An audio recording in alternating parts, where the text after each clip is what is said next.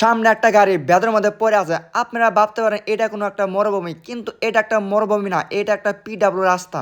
এই রাস্তার কন্ডিশনটা আপনারা নিজের চোখে দেখুন, কত খারাপ একটা রাস্তা।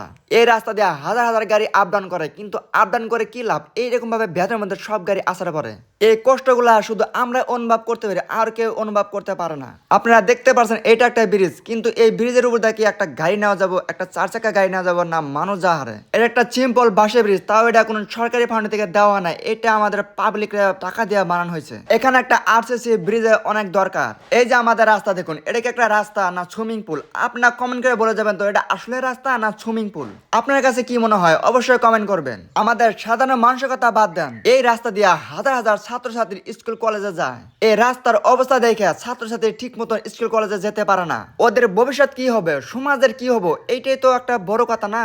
স্কুল কলেজ আছে, কিন্তু স্কুল কলেজে যাওয়ার মতন কোনো রাস্তা নাই।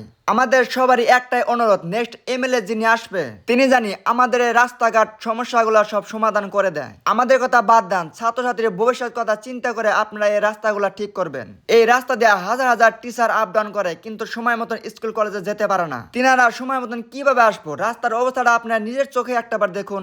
এই রাস্তাগুলো অনেক তাড়াতাড়ি ঠিক করা উচিত, তাড়াতাড়ি রিপেয়ারিং কাম করা উচিত। এটা একটা পিডাব্লিউ রাস্তা।